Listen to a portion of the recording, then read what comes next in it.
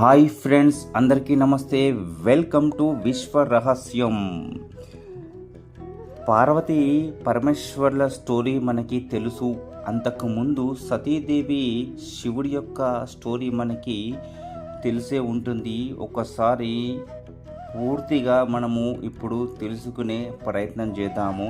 మనము సినిమాలలో, సీరియళ్ళలో మాత్రమే ఈ యొక్క స్టోరీ విని ఉంటాము ఫ్రెండ్స్. ఇప్పుడు ఒకసారి మనకున్నటువంటి గ్రంథం ద్వారా తెలుసుకునే ప్రయత్నం చేద్దాము ఫ్రెండ్స్. మీరు, నేను మన ప్రస్తుత ఆకారాలలో జీవించక మునుపు బహుకాలం క్రితం వన సంపదతో సుసంపన్నమైన జంతుజాలం, వృక్షజాలతో, వేలాది నదులు, సరస్సులతో భూమాత సర్వంగా సుందరంగా విలసిల్లింది. అంతరిక్షంలో సుమారు 90 కోట్ల సంవత్సరాల క్రితం భూమి వంటి మరొక గ్రహంతో సహా మరొక విశ్వం ఉండేది. ఆ విశ్వం ఈ విశ్వం కంటే 5 రెట్లు పెద్దది. ఇంతకంటే సుందరమైనది కూడా. ఈ భూమిని పోలిన ఆ భూమి స్థితమైన సౌర వ్యవస్థలో సూర్యుడు మనకు తెలిసిన ప్రస్తుత సూర్యుడికి రెండింతలు ఉండేవాడు. పగలు రాత్రులు కూడా ఇంతకంటే దీర్ఘమైనవిగా ఉండేవి. మహాకాయాలైన క్రూర మృగాలు మన మహాసముద్రాల కంటే విశాలమైన అరణ్యాలలో స్వేచ్ఛగా విహరించేవి. మన హిమాలయాల కంటే 8 ఉన్న హిమాలయాలు మంచుతో కప్పబడి ఉండేవి. ఆ హిమాలయాలలో అత్యంత ఘనము, అత్యంత విస్తృతమైనది, అత్యున్నతము అయిన శిఖరం కైలాస శిఖరం. ఆ కైలాస శిఖరం మీద ఆది యోగి పరమశివుడు తన దేవేరి సతీ సమేతంగా నివసించి ధ్యానించాడు. శివుడి జననం గురించి ఎవరికీ తెలియదు. కొందరు జ్ఞానులు ఆయన సృష్ట్యాదిలో ఉరుములు మెరుపులలోంచి ఉద్భవించాడంటారు. ఆయన మరొక విశ్వం నుంచి వచ్చి కైలాసం మీద నివాసం ఏర్పరచుకున్నాడంటారు మరికొందరు. తన యోగ శక్తితో పరమశివుడు నిత్య యవ్వనుడుగా, ఆకర్షణీయంగా, మంత్రముగ్ధులను చేయగల శక్తిశాలిగా విలసిల్లాడు. ఒకసారి సతీదేవి తండ్రి, ప్రఖ్యాత సార్వభౌముడు దక్షుడు త్రికాలలో ఎవరు కని విని ఎరుగనంత బ్రహ్మాండమైన ఘనయజ్ఞం తలపెట్టాడు. ఈ ప్రత్యేక యజ్ఞానికి బ్రహ్మ, విష్ణు, ఇంద్రుడు, వసువులు, ఆదిత్యులు ఇంకా అనేక ఇతర దేవతలు ఆహుతులైనారు. ఈ యజ్ఞానికి ఋత్విక్ మరెవరో కాదు, గురువులకెల్లా గురువు బృహస్పతి. మంత్రోచ్చారణ సవ్యంగా జరగటం నుంచి అక్కడ నిర్మించిన 1,00,000 యజ్ఞకుండాలలో ఉపహారం సక్రమంగా జరిగే వరకు సర్వము పర్యవేక్షించి నడిపే మహాగురువే బృహస్పతి. ఆ పరిసరాలు అన్ని శంఖనాదాలు, లయబద్ధమైన సంస్కృత ప్రార్థనలతో ప్రతిధ్వనించుచున్నవి.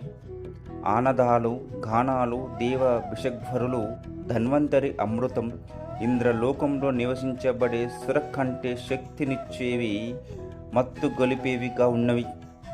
అతిథులకు సర్వ సౌకర్యాలు కలగచేయడానికి అత్యంత విలాసవంతమైన మహాసౌధాలు నిర్మించబడినాయి. యజ్ఞస్థలమే అద్వితీయమైన రాజభవనం. అది బహిరంగ ప్రదేశాలు, ప్రాకార ప్రదేశాల సమ్మిశ్రణం. ఆహుతులు పరిసరాలలో పరిభ్రమించటానికి అనువుగా విశాలమైన రహదారుల మీద తెల్లని తెలుపు, నల్లని నలుపు గుర్రాలు, పూంచబడిన రథాలు అనేకం ఏర్పాటు చేయబడ్డాయి. మన ప్రస్తుత కాలమానం ప్రకారం ఆ యజ్ఞకుండాలలో మొదటి దాని నుంచి చివరి దాన్ని చేరటానికి వారం రోజులు పడుతుందని చెబుతారు. దక్షుడి రాజప్రసాదంలో దేవతలందరూ దివ్యానందములో మునిగి తేలుతుండగా కైలాసగిరి మీద శివుడు ధ్యానంలో నిమగ్నమై ఉన్నాడు. సతీమాతకు ఇది నచ్చలేదు. మనం మా తండ్రి యజ్ఞం వద్దకు వెళ్ళాలి అని అంటుంది.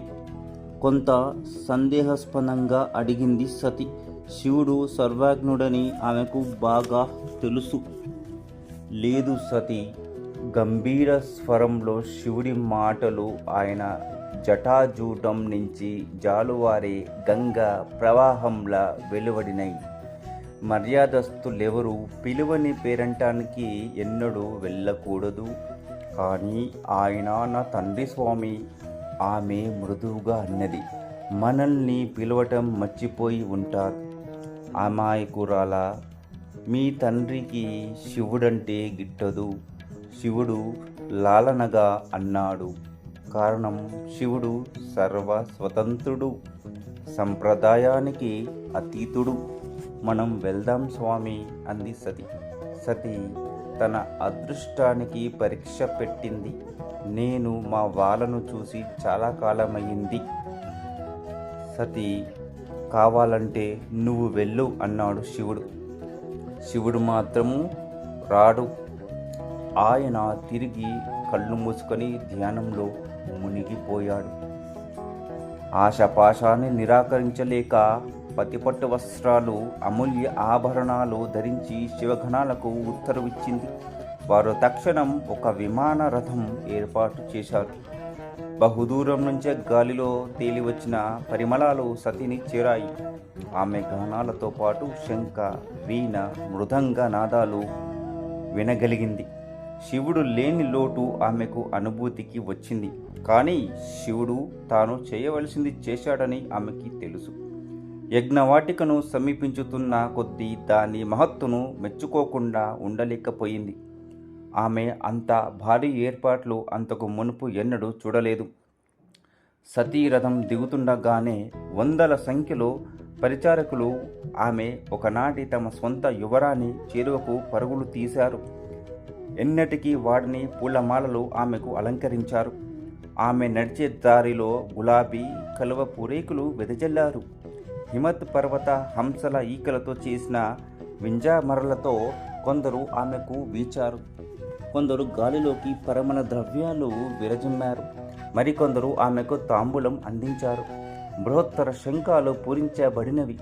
ఆమె అడుగులు వేస్తుండగా గంధర్వులు స్వాగతం గానం చేశారు. తల్లిని, సహోదరులను వెతుకుతూ ఆమె కలయదిరిగింది. దేవతలకు, వారి దేవేరులకు అద్భుతమైన ఆసనాలు ఏర్పాటు అయి ఉండటం ఆమె దృష్టికి వచ్చింది. ఎంతో ఆతృతతో, కుతూహలంతో ఆమె శివుడి ఆసనం కొరకు కలయజూసింది. కానీ ఎక్కడ కనిపించలేదు. ఆమె గుండె దిగజారిపోయింది. ఈలోగా మహారాణి ప్రసూతి తన బిడ్డ సతిని చూసి ఆమె వద్దకు పరుగున వచ్చింది. తన 24 కుమార్తెలలోనూ సతి ఆమె ప్రియతమ కుమార్తె. కారణం, ఆదిశక్తి అవతారమే సతి అని ఆమెకి తెలుసు. దక్షుడు ప్రసూతిని మధ్యలో అడ్డుకొని ఆమె సతిని పలకరించడం నిషేధించాడు. తండ్రి ప్రవర్తనకు సతి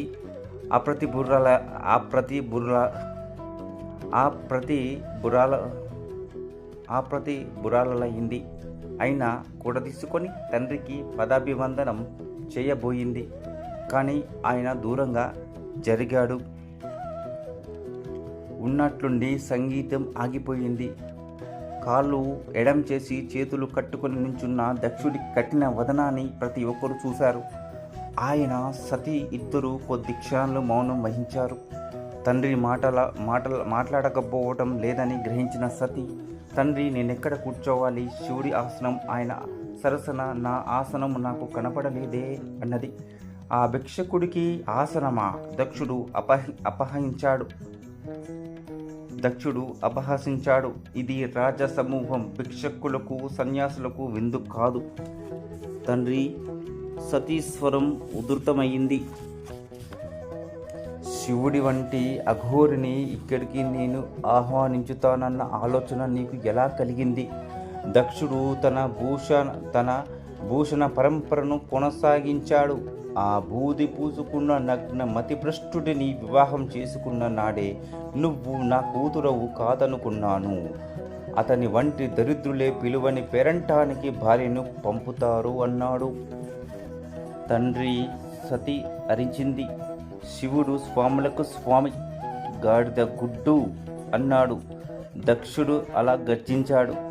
తుప్పు పట్టిన ఆ త్రిశూలంతో అతను గుర్రాల సావిడికి కాపలా కాయడానికి కూడా పనికిరాడు. అతను ఆ శ్మశానంలో నివసించే అసమర్థులు, కురుపులు అయిన పిశాచ బానిసలకే యోగ్యుడు.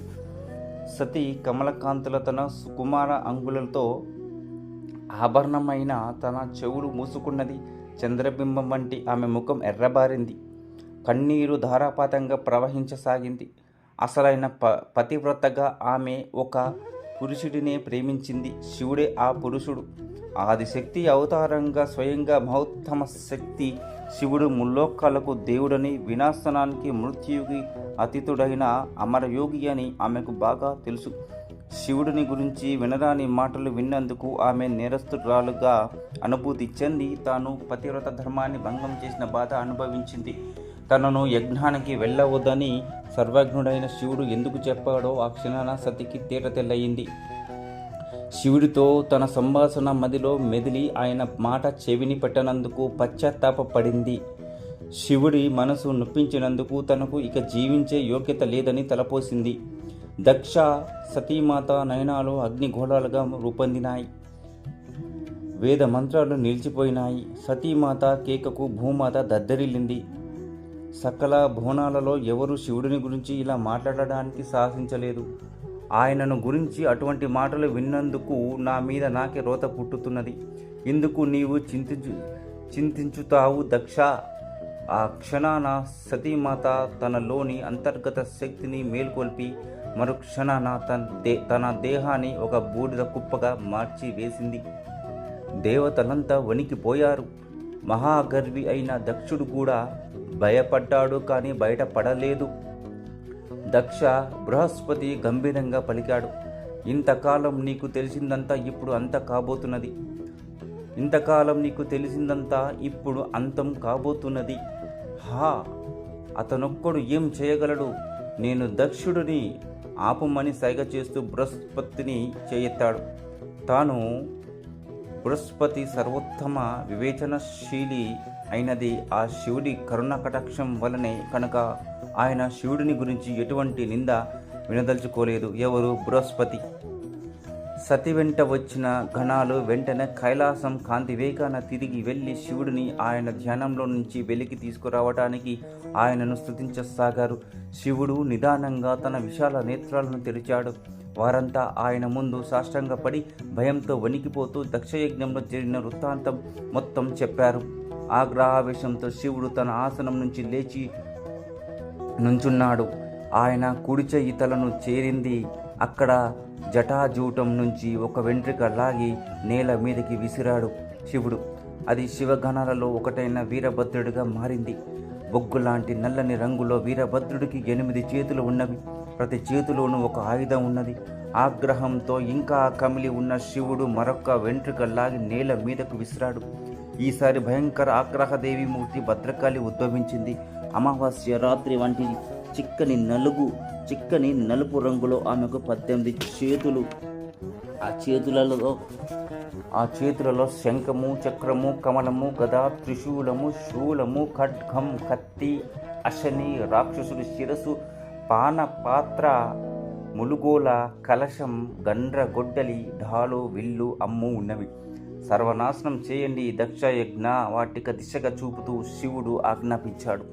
ఆయన తన ఢమరుకం తీసుకొని భయంకరంగా మోగించసాగాడు. పక్షులు తమ గూళ్ళల్లో దాక్కున్నవి. జింకలకు, గోవులకు గర్భస్రావం జరిగింది. చెట్లు కూలినవి, సముద్రాలు పొంగినవి. డమరు ఒక్కొక్క నాదంతో యాదృచ్ఛిక శక్తులు అవతరించసాగినవి. భద్రకాళి గింకరించింది. పర్వతాలు బద్దలైనాయి. మంచు కొండలు విచ్చుకున్నాయి. దేవాదిదేవి శక్తులు అష్టదేవతలుగా ఆవిర్భవించి ఆమెకు యుద్ధంలో సాయపడ్డారు. వారు కాళి, కాత్యాయని, చాముండి, ఈశాని, ముండమర్దిని, భద్ర, వైష్ణవి, త్వరిత. నటరాజ రూపంలో శివుడు తాండవ నృత్యం ఆరంభించాడు. త్వరలోనే అసంఖ్యకమైన గణాలు భయానక క్రోధ రూపాలలో ఆవిర్భవించసాగినవి. వారంతా హర హర మహాదేవ్ అంటూ ఘోషించారు. వీరభద్రుడు భద్రకాళి గణ సమేతులై యజ్ఞవాటిక ప్రవేశించి ఎదురైన ప్రతి వస్తువును, ప్రతి ఒక్కరిని ధ్వంసం చేసి మట్టు పెట్టసాగారు. అనేక మంది దేవతలు పలాయనం చిత్తగించారు. మరికొందరు వీలైన చోట దాక్కున్నారు. కొంతమంది పోరాడడానికి ప్రయత్నించారు. కానీ క్షణంలో 1000వ వంతు కూడా నిలవలేకపోయి వారు దక్ష ప్రజాపతి కానీ మరెవరైనా కానీ వారి తరపున శివుడితో పోరాడటం నిరర్థకం కాకపోయినా నిష్ప్రయోజనం అది మిగిలిన దేవతలందరూ గ్రహించారు. శివుడి సైన్యం పూదోటలో ఏనుగులలాగా అదుపులేని తమ విధ్వంసం కొనసాగించారు. వారు దేవతలను గాక దక్షుడిని వెంబడించారు. అతని అమర్యాదకరమైన ప్రవర్తనే సతీ శివులను ఆగ్రహవిషయాలను చేసింది. దక్షుడి అహంకారమే వారి దేవతామూర్తిని వారి నుంచి విడదీసింది. తన సైన్యాన్ని ఆదేశించుతున్న దక్షుడిని వీరభద్రుడు గుర్తించాడు. ఒక్క అంగలో దక్షుడిని చేరుకున్నాడు. అతనిని ఎదురుగా నిల్చొని ఒక మాట పలకలేకుండా శివుడి ఆజ్ఞానుసారం ఒక్క వేటుతో దక్షుడి శిరస్సు నరికి వేశాడు. ఆయన గణాలు తమ విధ్వంసం కొనసాగించుతూనే ఉన్నవి. ఇది యుగాంతంగా పరిణమించుతుందేమోనని భీతి చెందిన దేవతలు తమ పరివార సమేతంగా శివుడి ఘనతను ఆయన కరుణాంతరంగాన్ని కొనియాడి కీర్తించసాగారు. కొన్ని క్షణాల తర్వాత మన భూమిపైన అది కొన్ని వేల సంవత్సరాలకు సమానం. శివుడు శాంతించాడు, కానీ ఆయన ఎవరితోనూ పలకలేదు. వీరభద్రుడు, భద్రకాళి, ఇతర దేవేరులు గణాలు తిరిగి శివుడిలో లీనం అయిపోయినారు.